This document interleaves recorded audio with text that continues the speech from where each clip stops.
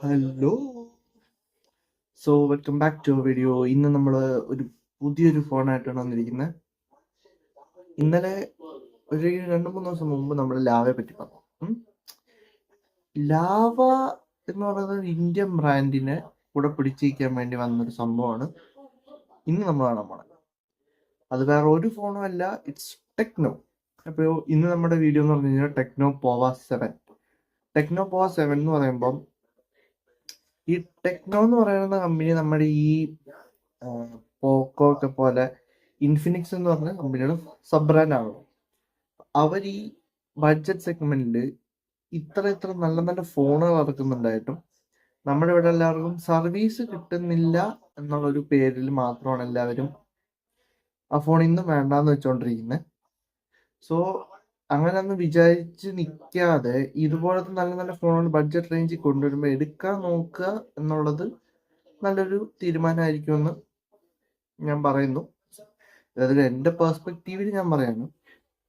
So ഇതിലെ സ്പെക്കും കാര്യങ്ങളും full നമ്മൾ ഇന്നിവിടെ പറയാണ്. സോ എല്ലാവർക്കും വീഡിയോ ഇഷ്ടപ്പെടുന്നു വിചാരിക്കുന്നു. അപ്പോൾ പൊളിയല്ലേ. ഇതിലെ സംഭവം എന്ന് വെച്ച് കഴിഞ്ഞാൽ ഇതിലൊരു ഫീച്ചർ ഉണ്ട്. ആ ഫീച്ചർ എന്ന് പറഞ്ഞു കഴിഞ്ഞാൽ അത് എനിക്ക് ജസ്റ്റ് ഒരു ഷോക്കിംഗ് സംഭവം കേട്ടോ. കാരണം എൻ്റെ ഫീച്ചർ ഇപ്പം ഈ ഒരു ഫോണ് രണ്ടുപേരും ഇപ്പം എൻ്റെയും എൻ്റെ ഒരു ഫ്രണ്ടിൻ്റെ ഒരു ഫോൺ ഉണ്ടെങ്കിൽ എനിക്ക് ആ ഫോണിലോട്ട് കോൾ വിളിക്കാൻ പറ്റും. സിമ്മും വേണ്ട, നെറ്റും വേണ്ട. ത്രൂ ബ്ലൂടൂത്ത് വെച്ച് എനിക്ക് അവനെ കോൾ വിളിക്കാൻ പറ്റും. ഇറ്റ്സ് കോൾ എല്ലാ അസിസ്റ്റന്റ്. അങ്ങനെ എന്തോ ഒരു പരിപാടിയാണ് ടെക്നോളജി കൊണ്ടുവന്നിരിക്കുന്നത്. സോ അതാണ് ഒരു കിടിലൻ ഫീച്ചറാണ്. അതെല്ലാ ഫോണിലും കൊണ്ടുവരണമെന്ന് ഞാൻ പറയും. അത്യാവശ്യം നമുക്ക് ബുദ്ധിമുട്ടൊക്കെ ഉള്ള ടൈമിന് ഉപകാരപ്പെടും. സാംസങ് ഫോൺസിലാണെങ്കിൽ അത് എല്ലാ മോഡൽസിനും പറ്റണമെന്നാണ് ഞാൻ പറയുള്ളൂ. സോ അപ്പോൾ ഞാൻ ഡിസ്പ്ലേ പറ്റി പറയുകയാണെങ്കിൽ 6.78 ഇഞ്ചിന്റെ ഫുൾ HD പ്ലസ് 144 ഹെർട്സിന്റെ ഡിസ്പ്ലേ ആണ്. നോട്ട് ദ പോയിന്റ്, 144 ഹെർട്സ് ആണ് ഇതിന്റെ refresh rate. IPS LCD പാനലാണ് AMOLED. പക്ഷെ ഇതിന്റെ ഒരു പ്രോ വേർഷൻ ഉണ്ട്. ഇപ്പൊ ഈ ടെക്നോ പോവ 7 പ്രോ എന്ന് പറഞ്ഞാൽ 1.5K AMOLED ഡിസ്പ്ലേ ആണ് വരുന്നത്. അപ്പം അതിന്റെ റേഞ്ച് വരുന്ന ഒരു 19-18 ആ റേഞ്ച് വരും. ആ റേഞ്ചിലാണ് ആ ഫോൺ ഇറക്കിയിരിക്കുന്നത്. ഇതെന്ന് പറയുമ്പോഴത്തേക്കും 13,000 രൂപയാണ്. ബഡ്ജറ്റ് സെഗ്മെന്റിലെ ഒരു ഫോണാണിത്. സോ ഇതിൽ ഈ ബെസൽസ് എന്ന് പറയുന്നത് ആവറേജ് ബെസൽസ് ആണ്. 900 നിറ്റ്സിന്റെ പീക്ക് ബ്രൈറ്റ്നെസ് ഉണ്ട്. പിന്നെ നെക്സ്റ്റ് പ്രോസസ്സർ എന്ന് പറയുമ്പോഴത്തേക്കും ഡിമെൻസിറ്റി 7300 അൾട്ടിമേറ്റ് എന്ന് പറഞ്ഞ പ്രോസസ്സറാണ്. പക്ഷേ LPDDR4X UFS 2.2 ഒക്കെ ഉള്ളൂ. അപ്പം മറ്റേതും ലാവയിലും ഈ അത് ഇതേ സെഗ്മെന്റിലും പ്രൈസ് റേഞ്ചിലല്ല, ഈ ഒരു പവർഫുൾ റേഞ്ചിലുള്ള ഒരു പ്രോസസ്സറാണ്. ബട്ട് അത് ഒപ്റ്റിമൈസ്ഡ് അല്ലാത്തതുകൊണ്ട് ഒരു കുഴപ്പമുണ്ട്. പക്ഷെ ഇവിടെ അത് നേരെ തിരിച്ചാണ്. ഇവിടെ നല്ല ഒപ്റ്റിമൈസ്ഡ് ആണ് പ്രോസസ്സർ എന്ന് പറയുമ്പോൾ. കാരണം BGMI 60 FPS കിട്ടുന്നുണ്ട് കളിക്കാൻ. നല്ല സ്മൂത്ത് 144 ഹെർട്സിന്റെ ഡിസ്പ്ലേയും BGMI 60 FPS കിട്ടുന്നുണ്ടെങ്കിൽ തന്നെ ഒന്നും പറയാനില്ല. പിന്നെ ഇതിന്റെ ബാറ്ററി എന്ന് പറയുകയാണെങ്കിൽ 6000 mAh ബാറ്ററിയും 45 വാട്ടിന്റെ ഫാസ്റ്റ് ചാർജറുമാണ്.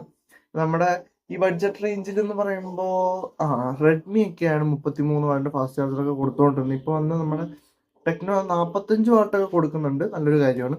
ഇതിന്റെ OS എന്ന് പറയുമ്പോഴത്തേക്കും HiOS ആണ് വരുന്നത്. HiOS വെച്ച് നോക്കുമ്പോൾ എനിക്ക് അത്ര ഓക്കെ അല്ല. പക്ഷെ പണ്ടത്തെ അത്രയും അതും അല്ല ശരിക്കും പറഞ്ഞപ്പോൾ. ഇപ്പോൾ ഓക്കെയാണ് HiOS. HiOS 15 ആണ് വരുന്നത്. Based on Android 15. 1 വർഷത്തെ അപ്ഡേറ്റും 2 വർഷത്തെ സെക്യൂരിറ്റി അപ്ഡേറ്റും തരുന്നുണ്ട്. Major update 1 വർഷത്തേക്കുള്ളൂ. ഞാൻ പറഞ്ഞില്ല എന്ന് വേണ്ട. പിന്നെ ഇതിൽ ക്യാമറ എന്ന് പറയുകയാണെങ്കിൽ 50 മെഗാ പിക്സലിന്റെ ക്യാമറയാണ്. ഫ്രണ്ടില് 13 മെഗാ പിക്സലിന്റെ ക്യാമറ ഉണ്ട്. 4K 30 FPS ഷൂട്ട് ചെയ്യാം. അതല്ലേ ഒപ്റ്റിമൈസേഷനിലാണ് കാര്യങ്ങൾ. 4K ഷൂട്ട് ചെയ്യാൻ പറ്റും. ബഡ്ജറ്റ് റേഞ്ച് 4K ഷൂട്ട് ചെയ്യാൻ പറ്റും. സോ പിന്നെ കണക്ടിവിറ്റി എന്ന് പറയുകയാണെങ്കിൽ 10 ബാൻഡ് 5G ബാൻഡിന്റെ സപ്പോർട്ട് ഉണ്ട്. 4x4 മിമോ ഉണ്ട്.